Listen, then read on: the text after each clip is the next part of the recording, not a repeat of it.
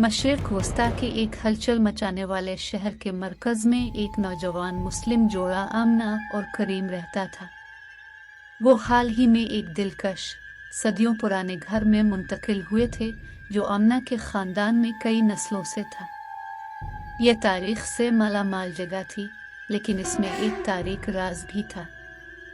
अपने नए घर में आबाद होने के फ़ौरन बाद ही अजीब व गरीब चीज़ें होने लगी। रात के वक्त आमना और करीम ने ऐसी ज़बान में खौफनाक सरगोशियाँ सुनी जो वो समझ नहीं सकते थे। अब जैकेट अपने तौर पर मुंतकिल हो गए और हुआ बर्फीली ठंडी हो गई, यहाँ तक कि सहरा की तेज़ गर्मी में भी। आमना के एक ज़माने में मुतहर्रिक गुलाब मुरझा गए और उनके मुतहर्रिक रंग खाकी हो गए। एक शाम जब आमना और करीम अपने मध्यम रोशनी वाले कमरे में बैठे थे तो उन्होंने दीवारों पर एक चमकता हुआ साया देखा। करीम की समझदारी ने उसे नज़रअंदाज करने की तरगीब दी, लेकिन आमना की विजदान ने इसे दूसरी सूरत में बताया। इससे अपनी दादी की माफ़ौक़ अल-फितरत और जिन्नों की कहानियाँ याद थी जो कभी कभी कदीम घरों में रहते थे। अगले दिन उन्होंने जवाबात मिलने की उम्मीद में मकामी इमाम से मशवरा तलब किया। उसने उन्हें बताया कि उनके घर में वाकई कोई जिन, एक ताकतवर और गैर मुतवक्के हस्ती आबाद हो सकती है। तहफ़्फ़ुज़ हासिल करने के लिए उन्हें कुरानी आयात की तिलावत करने और अपने ईमान को गैर मुतज़लज़ल तौर पर बरकरार रखने की ज़रूरत थी। कई दिनों तक आमना और करीम ने इमाम की रहनुमाई की पैरवी की। उन्होंने आयात की तिलावत की और सफाई की रसूमात अदा की, अपने घर को शरारती मौजूदगी से निजात दिलाने की कोशिश की। लेकिन जिन्नात आसानी से मगलूब नहीं हुए। एक शाम जब आमना ने ख़ास तौर पर ताकतवर आयत की तिलावत की, कमरा अंधेरे में डूब गया। हड्डियों को ठंडा करने वाली हुआ तमाम मोमबत्तियों को बुझाकर घर में बह रही थी।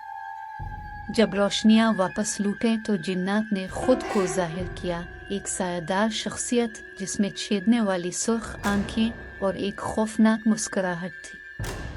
तुम्हारा ईमान तुम्हें नहीं बचा सकता, उसने हड़बड़ाकर कहा। मैं यहाँ आपसे बहुत पहले आया हूँ और आपके जाने के बहुत बाद मैं यहाँ रहूँगा।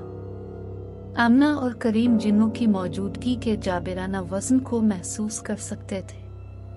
वो जानते थे कि वो एक कदीम और बदकिरदार हस्ती का सामना कर रहे हैं जिसका उन्होंने तसव्वुर भी किया था। मायूसी ने उन्हें एक बूढ़ी औरत से मदद लेने पर मजबूर किया जिसके बारे में अफवाह थी कि वो दीदार है। देखने वाले ने उनकी कहानी सुनी और जानबूझकर सर हिलाया।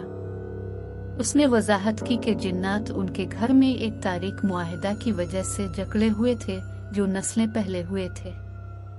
लानत को तोड़ने के लिए उन्हें जिन्नों का मुकाबला करने और घर को उसकी गिरफ्त से आज़ाद करने के लिए राज़ी करने की ज़रूरत थी। कांपते दिलों के साथ आमना और करीम अपने घर वापस आए और तसादुम की तैयारी की। उन्होंने जिन्नों से बात की, से एहतराम और आजिज़ी से मुखातिब किया। उन्होंने इसकी कदीम मौजूदगी को तस्लीम किया और अपने आबा व अजदाद की तरफ से माजी में की गई किसी भी गलती की इस्लाह की पेशकश की। घर में जिन्नों का कहकहा गूंज रहा था, लेकिन इस बार कड़वाहट छाई हुई थी। तुम्हें लगता है कि महज अल्फाज तुम्हें मेरी गिरफ्त से आज़ाद कर सकते हैं? उसने ताना दिया। लेकिन आमना और करीम अपनी मोहब्बत और मुस्तकबिल के ख्वाबों की कहानियां सुनाते रहे। उन्होंने इस खुशी के बारे में बात की जो वो अपने आबाई घर में तलाश करना चाहते थे, इसकी कदर करने और उसकी तारीख का एहतराम करने का वादा किया। जिन्नों की सुर्ख आंखें नर्म हो गईं और एक लम्हे के लिए हुआ कम जाबिर दिखाई दी। इसने हिचकिचाहट की, फिर आखिरकार बाज आ गया। आपकी इस्तिकामत और खुलूस ने मुझे मुतासिर किया है, उसने एतराफ़ किया। मैं आपके घर को अपनी गिरफ्त से आज़ाद कर दूंगा, लेकिन याद रखना कि माजी कभी नहीं बदल सकता। इन अल्फाज के साथ ही शरारती वजूद मुंतशिर होने लगा।